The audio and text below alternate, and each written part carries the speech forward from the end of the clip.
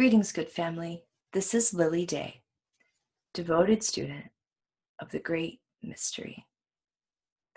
This learning series is a production of Room 432A. So I'm here today to talk about a little bit of a hot topic, flat Earth. Now, I realize that some of you guys probably know a whole lot about this topic and have spent a lot of time cultivating your understanding and have a strong invested sense of this understanding, either for or against.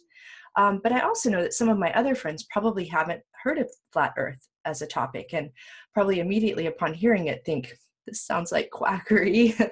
But it's actually not. It's a very compelling topic. And so I sort of wanted to share about it because of that, but also because coming from a religious studies angle, I feel like the information that I use to synthesize this understanding is really fascinating, and I wanted to share those source texts for other people who might be interested in researching this, this avenue.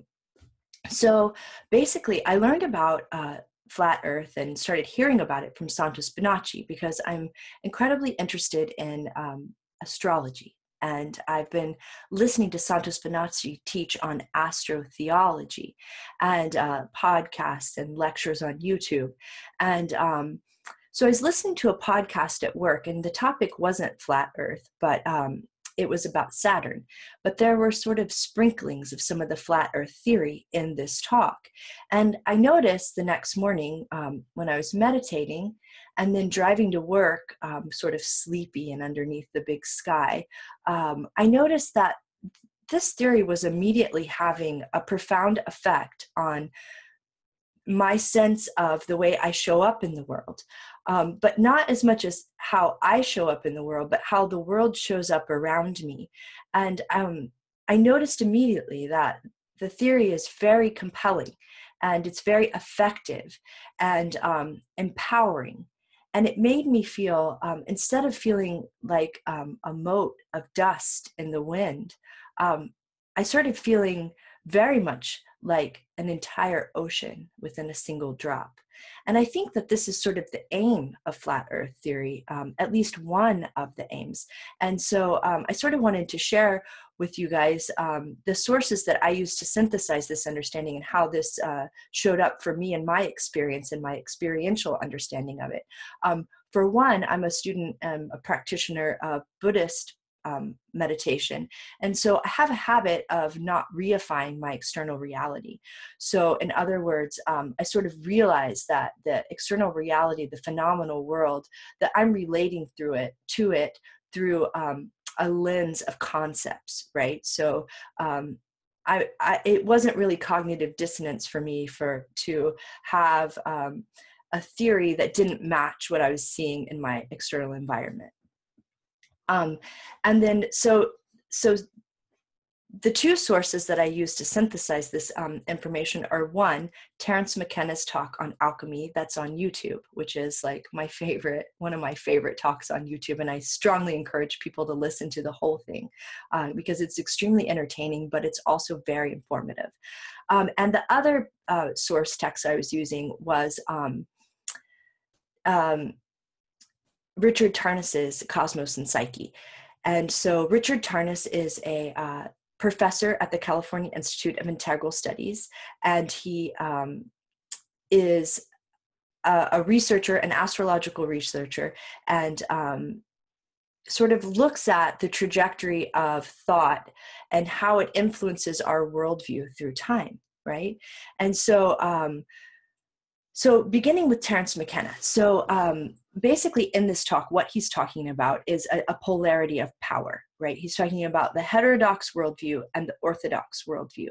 And in the heterodox worldview, this is sort of magical thinking. And this is the understanding of the individual as a participant in the relationship of co-creation with the divine, and a sense of empowerment and affect in working with the environment as a means of striving towards self-actualization.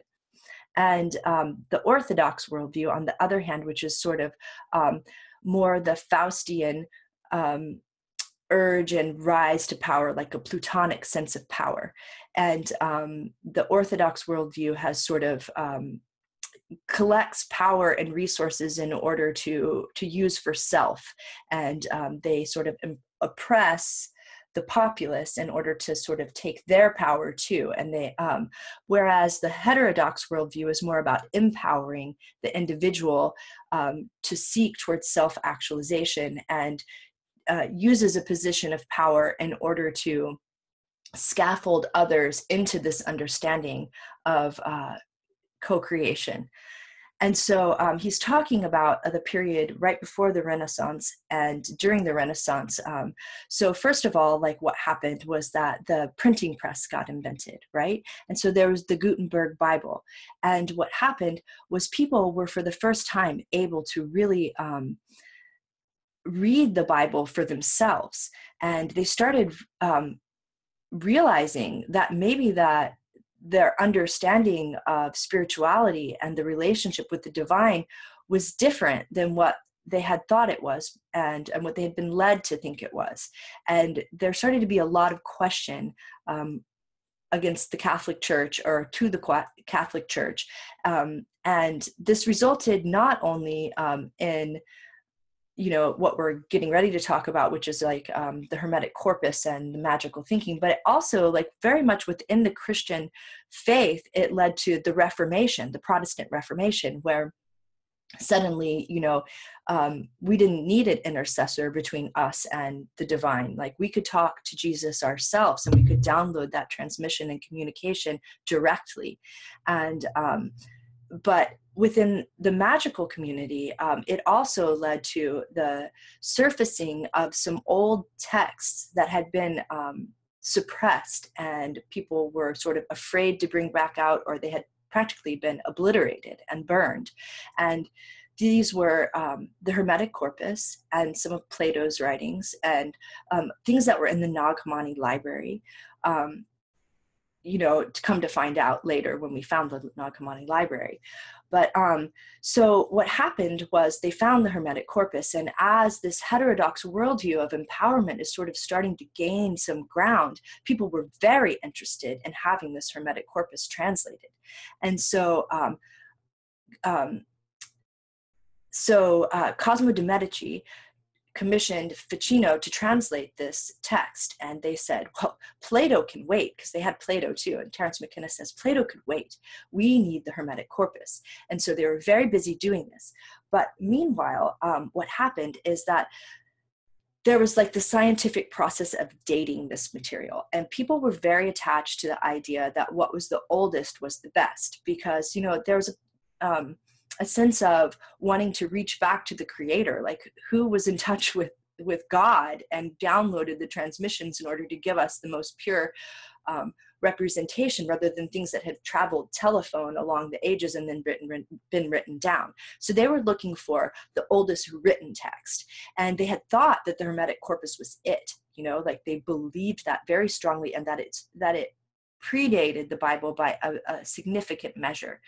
But come to find out that, and very correctly, that it didn't, right? So that the Hermetic corpus, as it had been written down, was newer than the Bible. And so this really shook the understanding that, and the empowerment that people were starting to feel through heterodox thinking, and people were less interested in the Hermetic text. Now, people who were already fully embracing a heterodox worldview were still very interested in receiving this material, and they did, right? But you had to be sort of well positioned in order to get this material. And so that's why we see, like as it came down, traditions like the Rosicrucianism being more in the upper echelon, and somebody sort of in the gypsy class, like that sort of information is harder to access, and you really have to dig for it. Like, for instance, it's confused me why I, did an entire degree program at the University of Texas in religious studies, asking questions that would have pointed right at Rosicrucianism, and wasn't able to find that information until much later. And really, so what happened, and it's because that sort of you had to be well positioned, and it sort of came to the more affluent families, right? And they have this information and have passed it down to their children and grandchildren.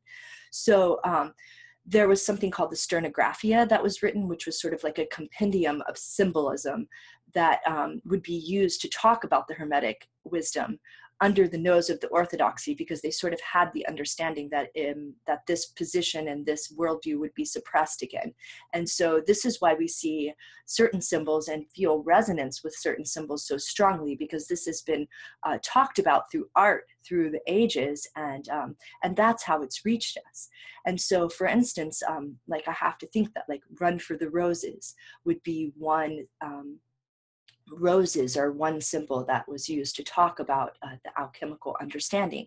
And so, so I don't know where I would be without the Grateful Dead, right? Like, this is one way that the Hermetic wisdom was communicated, and hidden in plain sight. And, the local bands that play the Grateful Dead music that turn people on and bring people into the fold, and you start researching and digging down deeper, and you're able to eventually cultivate the lens, or the hermeneutic, which is a hermeneutic lens, which is in order to understand the symbolism and what's being communicated to you through these teachings and writings, right? And so so that's very interesting. But so it came to the point in history, however, where the heterodox worldview was gaining ground. But one blow to this was the dating of the Hermetic corpus. Okay, so if you were interested in finding it and you were well within the heterodox worldview, well, then you would find it. But we're talking about like the collective consciousness and the populace, and sort of empowering the collective to rise to power for the people, and so that we can create the sort of world that we were meant to create, right? And so the other blow to this, though, that Terence McKenna talks about is Copernicus.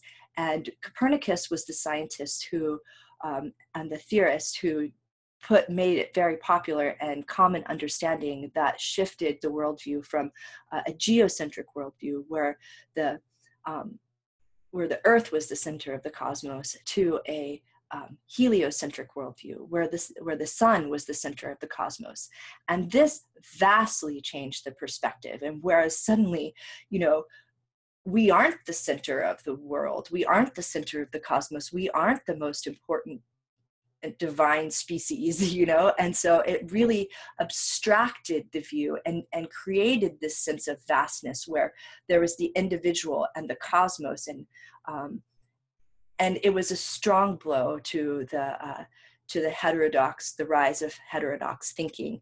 And in that confusion, the orthodoxy sort of stepped in and sort of regained their power and leverage over the populace, in thinking that maybe that they needed priests, and they needed the religion in order that people who had been studying these texts for years and years and reading all of the saints and all of the material in order to help them to cultivate their understanding, because clearly there was a lot more going on than we were aware of, and just being able to read the Bible wouldn't be enough, right?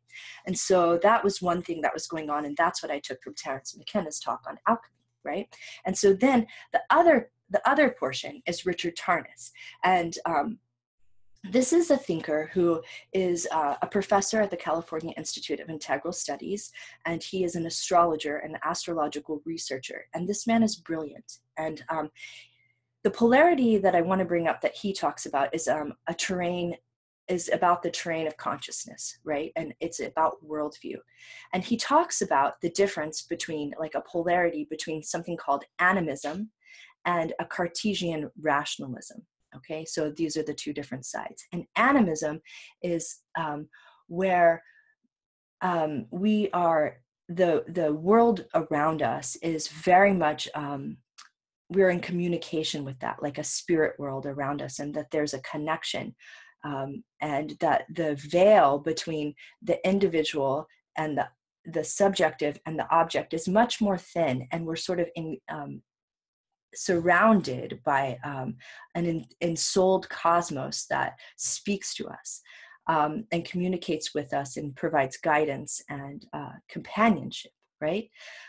Whereas on the other side, there is like a Cartesian rationalism, which is the scientific method, where there's the individual self, and then there's the object, and the difference is the separation is very stark, and the objective reality is it's a utilitarian approach, where this is a resource put here to be used for humanity, used and disposed of, right?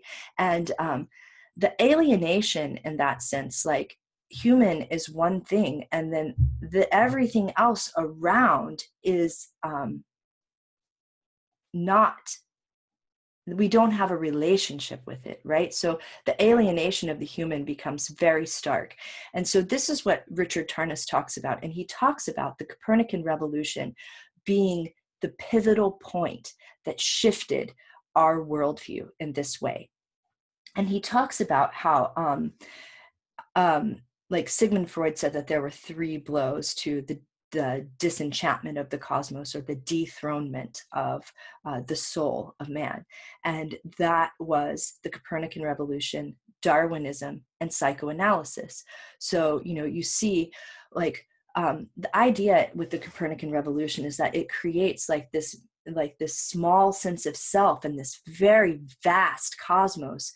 And this is where Friedrich Nietzsche says, it was like God is dead, right? Because science is God, and everything else outside of us, we're just so disconnected from. And then Carl Jung, however, said that where if the encounter of the shadow is the stage of apprenticeship, then the stage of mastery is the encounter of the anima. And the anima, as I understand it, is relating to the external world as the lover, or the beloved. And it's this idea where the individual relates to the external reality as a reflection of the psyche, right? And as a visionary impression of the psyche all around. And it's the yoke of Tantric Mahamudra, and the embrace of the external reality, the king and the queen joining together. And so, whereas the term animism in religious studies is talked about in a very pejorative sense, it's like a primitive worldview where plants and animals are talking, right? In our understanding, and from a mystical perspective, animism is what we're striving for, And so, but however, in the modern worldview, we've come very far from this perspective of animism into a very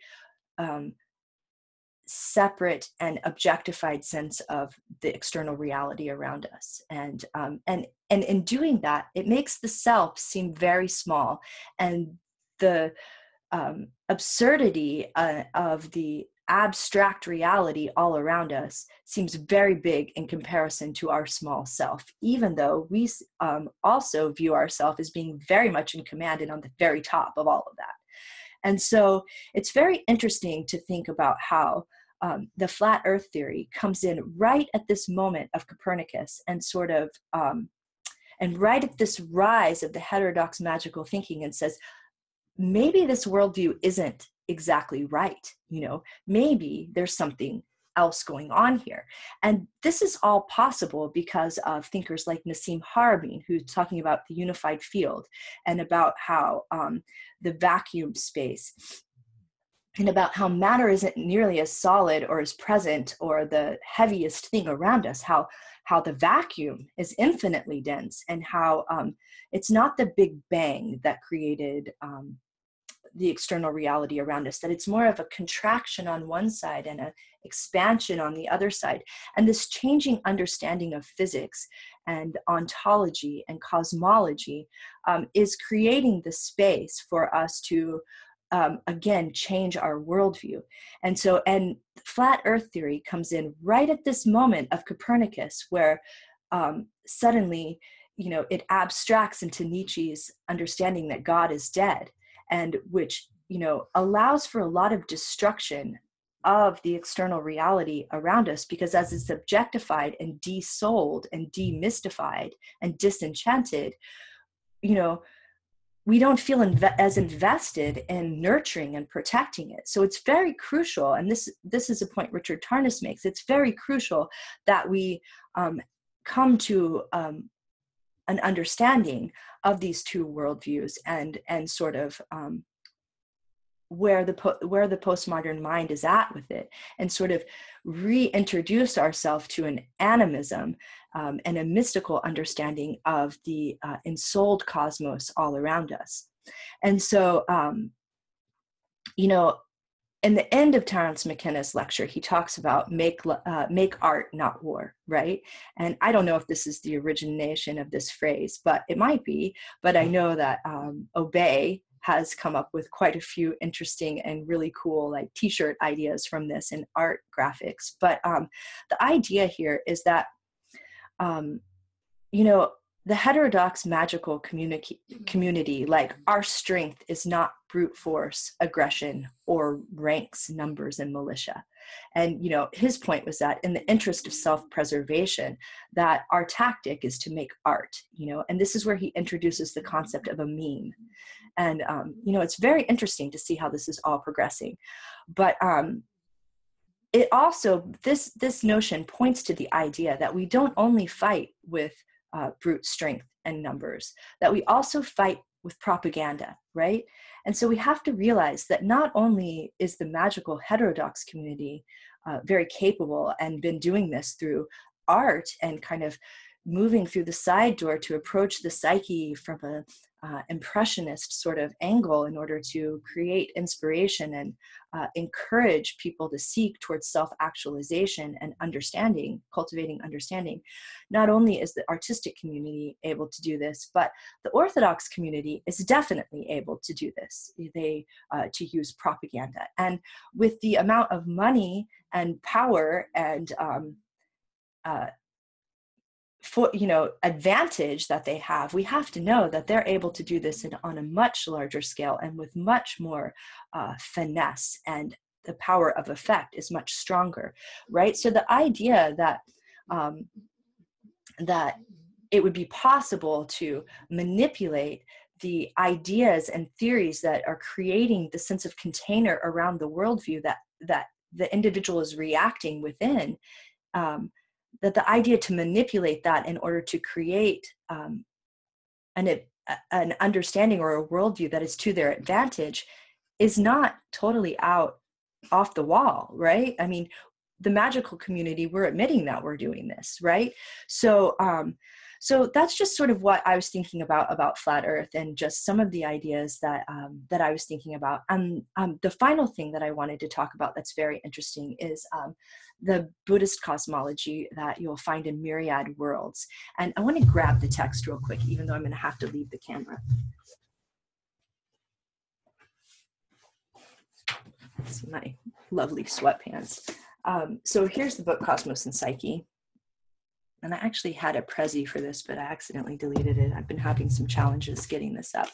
But the other one, and this is Myriad Worlds. And this is a book by Jagmon Khan Trugel, and it's about Buddhist cosmology.